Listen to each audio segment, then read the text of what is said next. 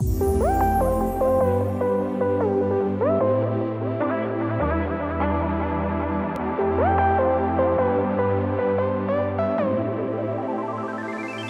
Khan from the AKG Group in Ray White up in Queensland. Welcome, my friend. Thanks, Tim. Thanks for having me. So, mate, we're going to get straight into it, and what I'd love to unpack is a few things today. First and foremost, the ecosystem that is your business. It's so much more than just a real estate business, but more importantly, how you support, develop, and grow agents within your team, and of course encourage these guys to build teams of their own. So just for the viewers watching, why don't you unpack, well, what is the AKG Group? The AKG Group, our main role is real estate, but we wanted to make it bigger than just real estate. We wanted to support our agents, we wanted to support our clients and keep them in the ecosystem. So our real estate group looks like 3 offices, 4 names. We've got a loan market piece to help our clients with their financing. We've got a VA company in the Philippines to help our agents market their properties and to help them with their databasing and everything like that. And we've also got a law firm that helps our agents transact and that keeps our clients happy because we have got in-house solicitors ready to service them. Now, I would be really interested about the genesis of all this, how this all came about. You know, talk about, I suppose, you know, your journey into real estate. You were a selling person first. Yes. So I was selling for essentially 3 years. My journey was, as I was selling, I figured that, you know, the agents were coming to me for advice all the time. And it's sort of like the leadership piece I sort of fell into, and I started to really enjoy it. Sometimes I got more satisfaction, even when I was an agent, to see someone I was helping doing well, rather than my soul sign coming up. So it was just a natural progression for me, saying, hey, look, I love this. This is something I want to do. And that's a great kind of question around this idea is leadership born or raised, or is it something that comes naturally to people? Well, what's your take on this idea of natural leaders? Do you think it's such a thing? Look, yes and no. I think there are, in our network, there's a lot of natural leaders around, but I think it sort of develops as you go. People become leaders for different reasons. Some just like the concept of owning a business. Some like the concept of not selling. So everyone has this different journey into leadership, and it's a complex one at most of the times. And sometimes when you get into leadership, you're like, it's not for me, right? Yeah. I would love to pause on this moment where, okay, so you've transitioned out of, you've got some success selling yourself, you're taking care of yourself, your own sort of entity, and now you've got to start caring for others. Yes. What was the biggest learning, the oh shit moment when you first sort of got out there and realised, wow, this wasn't what I thought it was going to be? I think the first week, essentially, when you open the doors, you know, when you get out of bed, you got all these bills that you haven't even done anything yet. You got to pay the bills, right? And I think the critical moment for me is when I opened my doors and 9 people walk through as agents, property managers, admin. And you look at it like, first thing you say, can I actually afford this? And why are these people coming? Because then you got different responsibilities. You're not just in charge of your own career, but you sort of become the guidance for them as well. And they've put so much trust in you that you're like, okay, what do I do to make them grow? What do I do to make them happy? So it's your responsibility, you feel it, to actually make these people successful. They trust you to actually employ them, but that actually comes back to them. Yes. Well, essentially what happens is when people leave businesses, they don't leave for commission, they don't leave for fun. They leave leaders to join other leaders. So that's the way I always perceive it. I'm like, if someone's joining me, they're joining for me. I have a duty of care to them now, to make sure we have fun, to make sure we have money, to make sure we take care of their clients as well. I love that. So it's your job to grow these people, but it's also your job to create an environment which is actually conducive to having a good time, to actually being a place they want to spend time. Let's talk about, I guess, how you've developed that, right? Sure. Do you remember, I suppose, the first, I would like to talk both ways, the first flop and the first success when it came to trying to develop culture? Look, I think culture is a very unique beast in itself. What you have to realize as a leader, it can't be just you. That's the first thing you have to realize. Culture is grown by your team more so than you. You can dictate it, you can say, this is what I want in my business, this is the way I want to go. But it sort of takes a life of its own when you start hiring people. So the first thing you have to do is be very careful who you hire. So I don't just hire on GCI numbers or how long someone's been in the industry. I hire on the fact that, are they a sponge, are they willing to learn? Are they willing to adapt to what we want in our office? So there's a lot of different things that come into play with the culture piece.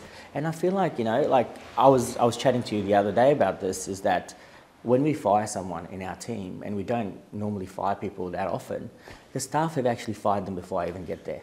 Unpack that. I love what you mean by that. Unpack that story. So essentially what I'm trying to say is that the staff realise it's not just on performance. Is this person a good fit for the office? Do they have the right values, ethics, morals? Do they have the right profile in the area that has the things that we're looking to do, which is take care of our clients along the way? So the staff actually realise that before sometimes I do. And that's the amazing beauty of the culture that we have, is that they're so protective of what we built. They don't want someone coming in and ruining it. So one of the things that I found so intriguing about getting to know your team is they do hold a real pride in being part of the group, being something bigger than themselves. It's not about you, the leader, it's about the collective of what that represents. And also the ownership that everyone takes in having to hold that banner up.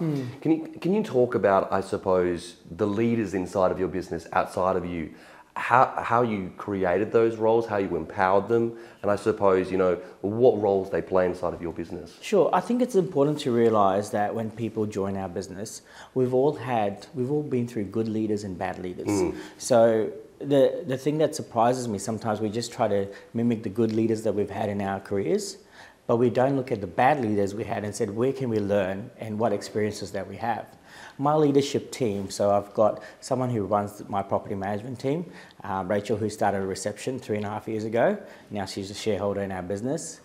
We've got. Sorry, hold on. A receptionist is now a shareholder. Yes, she is. Amazing. Continue unpacking that. She leads our property management team. We're up to about 890 managements at the moment. So every day I spend less and less time in my property management business, because every day she's growing so much that I don't need to be there. Can I actually pause on this? Because I think this is such an important piece, because when people think about bringing directors into the business, leaders, and allowing people to buy in, most businesses would think, well, you need to generate income to become a leader. And it's ironic because we put salespeople that know very little about property management into ownership over a department they don't understand. Sure. Isn't that interesting that I guess you've obviously identified that differently? Was that difficult? Was that something that was a mentor perhaps presented to you? How did that come about? I think you have to reward your staff, but you have to look at what are you rewarding. You have to not just reward performance. You have to reward loyalty. You have to reward culture. You have to reward someone who's got the same growth mindset as you. That's the kind of thing that I look for. Do they want to be in the same journey that we are? We could be in different boats, but we want to get to the same destination. I love this idea of this growth mindset, the journey, because there's a lot of good leaders inside the network, and it's funny because I think the people that can grow the biggest teams have the clearest clarity of vision in terms of what it is we're trying to achieve. Sure. Can you explain, is this something that you have a conversation often? Is this something that you unpack, or is it just a journey that it continues to develop every day? I think my growth mindset has actually come from the leaders that I've been speaking to, inside the network and outside. So I've gone on a whole journey of looking at the most successful leaders and saying, hey, can I have a chat with you? What are you doing? Can I come and talk to you? So the first thing that sort of comes to mind is my first training session as a principal. Brian White got up and he said, there's two things you need. One, you need to know what you want. Two, your team needs to know what you want. And I sort of looked at him like, shit, I'm in trouble here. Because I know what I want. I was very crystal clear where I wanted to go, but then I said, I don't think my team know that. Yes. He said to me, if I come to your office and I say, go play a round of golf, and I'll talk to your team, what are they actually going to say? So after that session, I went back and I took my leaders aside and said, hey, this is where we're going. I know I've said this before, but maybe I haven't articulated it well. This is the journey we're going on. And you know what, I find this is such an important role of actually building a business out from being, say, a small entity to a medium entity to what you're developing, which is slowly but surely a large entity, is your ability to get the vision which is up here right down to, everyone from your leadership to your middle management all the way to the grassroots or receptionist. And when you've got clarity of who you are and what you represent, like you mentioned earlier, it becomes very clear when someone's not on the same page. That's exactly right, and that's why the staff reject those people that are not on the same page. They might be a good performer, But if they don't want to go where we want to go, then they're not going to work out in our team. That's fantastic. Yeah. Okay, so I want to come backwards. So you said you've got someone that's running your property management pod. Yes. Continue to unpack the leaders. So I've got someone who runs my whole admin. I call her my operations manager. Literally, she's the gatekeeper. So she's in charge of all my businesses and make sure all the admin functions are worked well. All the staff who we hire are recruited properly and ingrained properly in the business, and essentially working on every single business that we have and making sure it all runs in unity together. She started as we call them a BSO in our day, right? Just processing contracts. Got it. Now she's in charge of everything.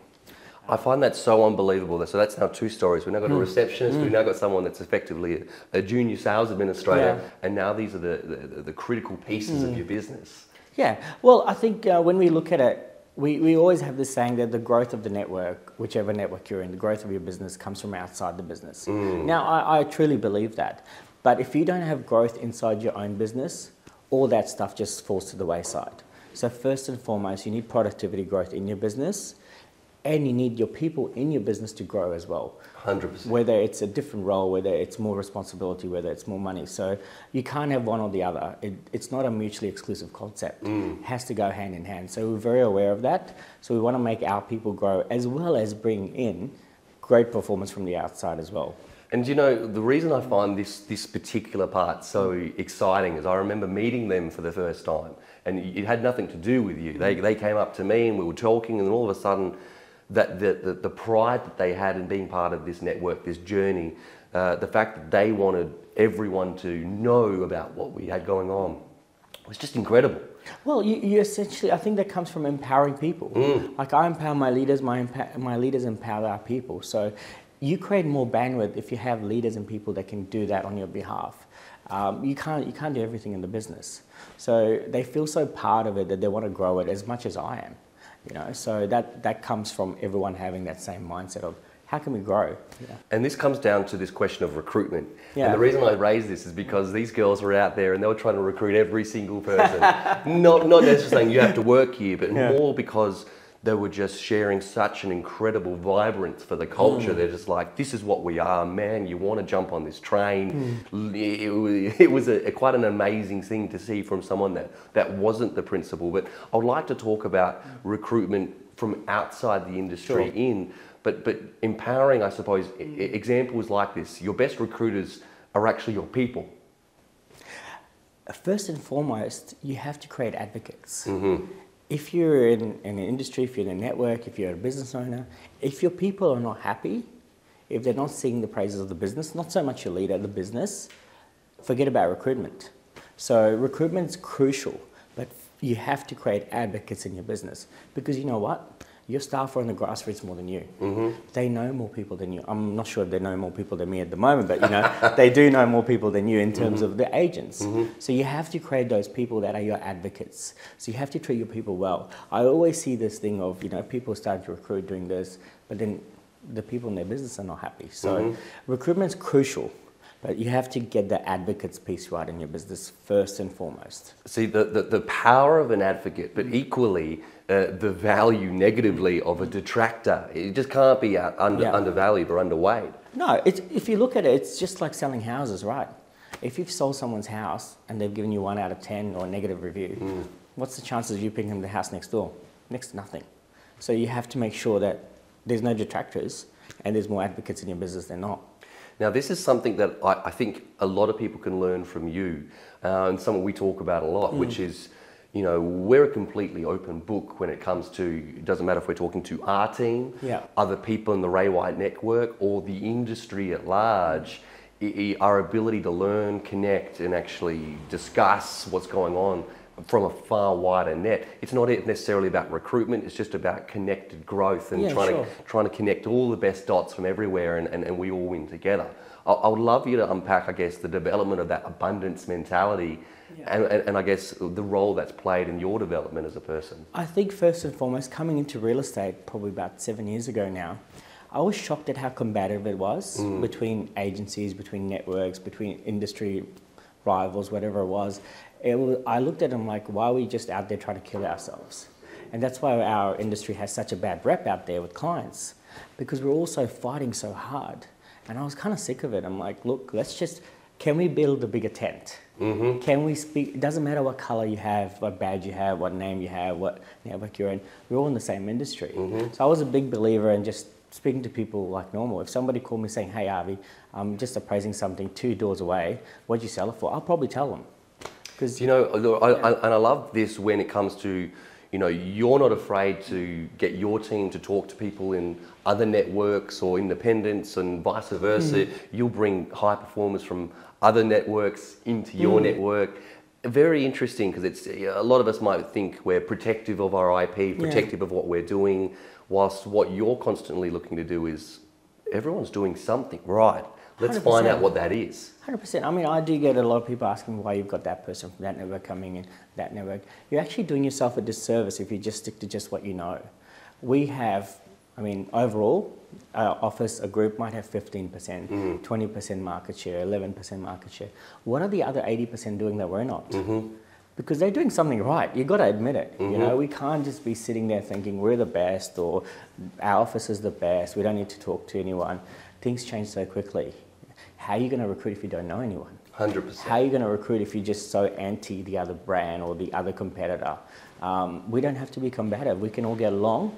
That's the image I want my staff to portray, and that's what I want them to walk as well every day. 100%. That we can talk to people. We can go out and say, hey, let's have lunch or let's have dinner. Or, what are you working on? How's that going for you? We don't have to kill each other out there. We can still be friends. And that creates a lot of other opportunities, no doubt, in living rooms when obviously you're still dealing with competition, but rather than going in there and trying to win the business based on hitting each other, it's more about, hey, this is how we actually work together as an industry, as a network. 100%. And that could only increase the value of all of our services. The sellers are always in a positive lane. Yes. They're out there just for their dream price. That's all they want to do. You go in there slamming the other agent, that's a negative space they don't want to be in. You need to talk about what you can do rather than what the other guy doesn't do or what he's doing wrong out there. Just focus on yourself. Do you find that this must have, because regardless of, I guess, a lot of other people that might have a fear of this kind of mindset, maybe it shows weakness, maybe it creates an opportunity for my competitor to come into the living room and try and sort of wind in behind me. Do you find that the feedback from the communities and the vendors and clients, they represent and acknowledge the authenticity behind this genuine connected network? I think so, and I think the results hopefully show that as well. It's hard to sort of gauge that. Yeah. But I think the genuine positive feeling that we get from people is that, you guys stay in the positive lane, you get the job done for us, that's what we want. No one wants mudslinging. Yeah. If everyone's throwing mud, you're going to lose ground, right? Yeah. That's how the saying goes. That's a great line. So let's just stay positive and do our jobs and enjoy what we do. Our ethos is simple. We want to make money, have fun, and we want to look after our clients, not in that order. But we realise that we're part of someone else's journey. We just have a small part to play in that. I think often agents sort of think that we're astronauts taking people to the moon. It's just a simple job that we do. Why do we have to always portray ourselves as, creating more land and moon or something like that? Yes. So that's what we're trying to build, is that simplistic ethos of let's have fun, let's look after our clients, and importantly, we want to make money. You have to acknowledge that, but it's all about their journey. So let's talk about your role as a leader now. Obviously, the bigger the business gets, very easy for the leader to get further removed from the transaction. Of course. Just now we're talking about the fact that you feel it's vitally important that you actually remain somewhat connected to the job that we do. Can you unpack the role that you play inside the day-to-day operations? Sure. I think I'll go back to my first year to explain my role now. I had a lot of growth in my first year, and I called it growth by chaos. Everyone's coming in, there's listings flying everywhere, sales flying everywhere, property managements. So I went to see Megan in Remuera. I think her business is the most systemized, process-driven business I've ever seen. So I needed to put in processes, structures, and systems in my business to cope with that. And the question was, where do I fit into that? I wanted to build something that I wasn't out there selling every day. I call myself a listing principal. I list, but I don't sell.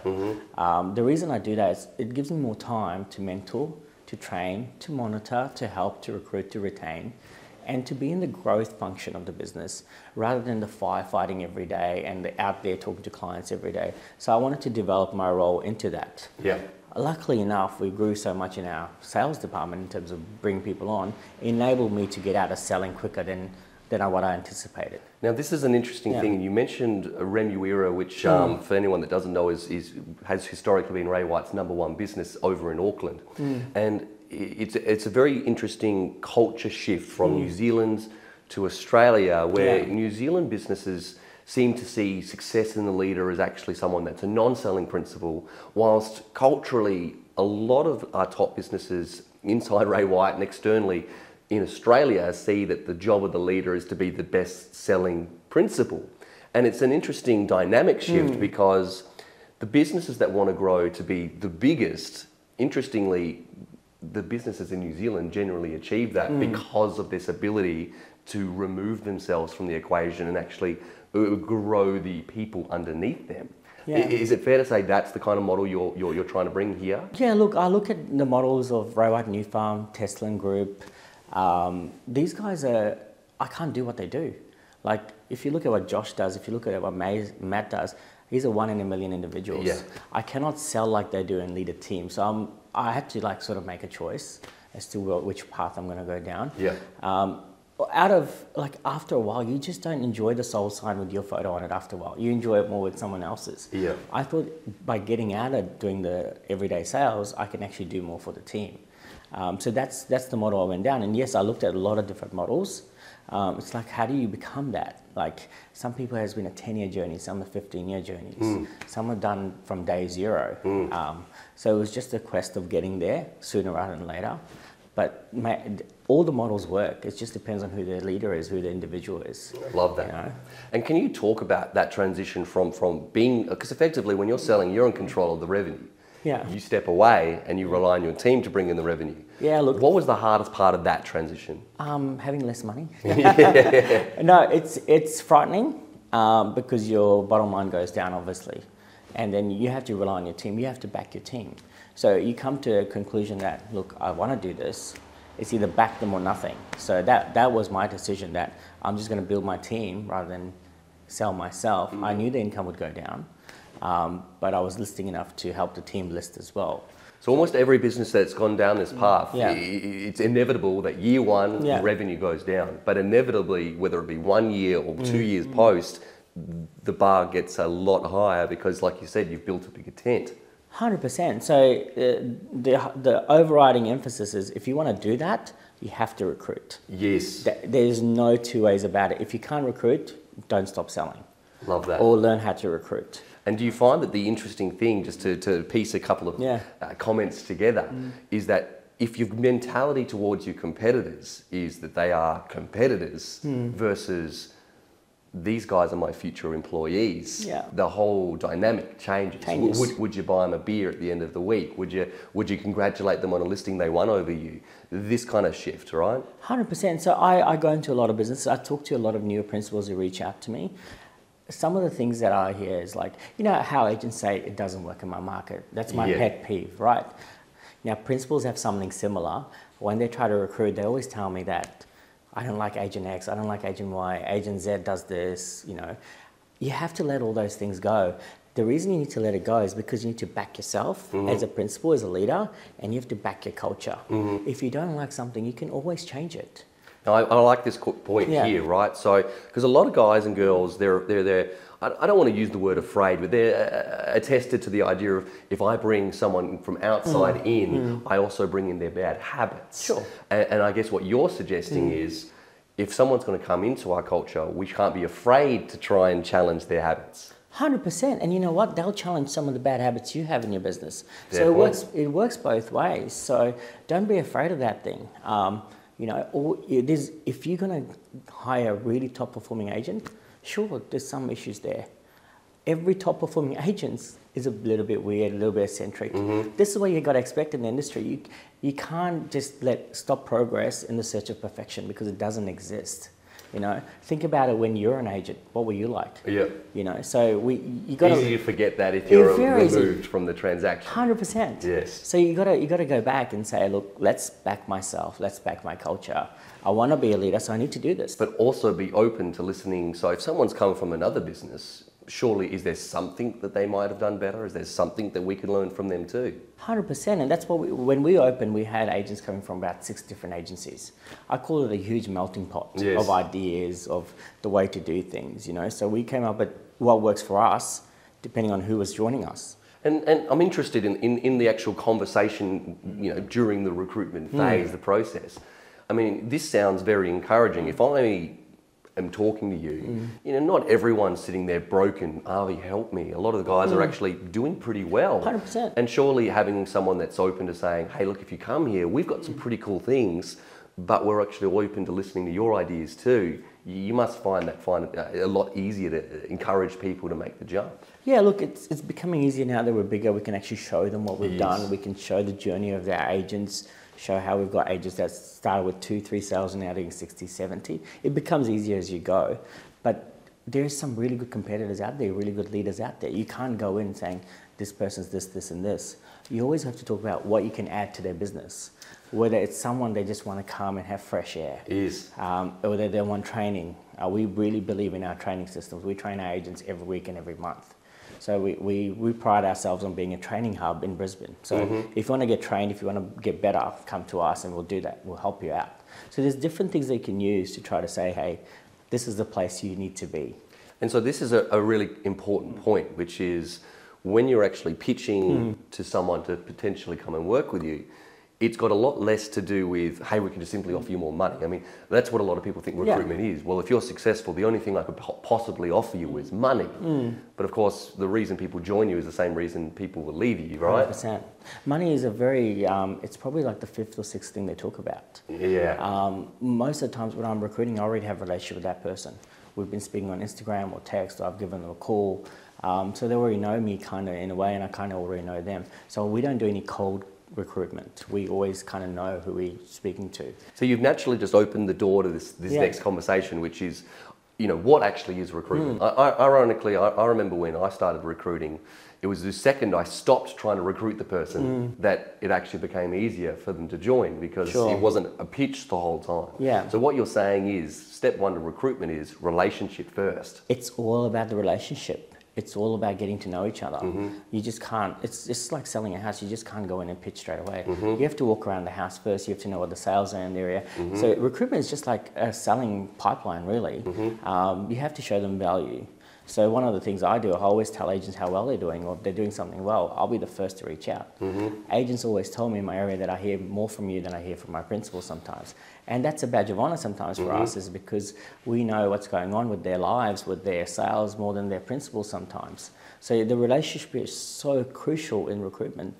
It's sort of, I know people talk about it, but it's really underrated because they don't practice it. 100%. And did you make a couple of mistakes, or when you first started recruiting, what was the first kind of lessons that you learned? I think the biggest mistake I make, and I see a lot of principals making the same mistake, everyone sort of goes to the big fish. I think that's what, you know, everyone wants. Oh, I want the 600K rider, the 1 million rider.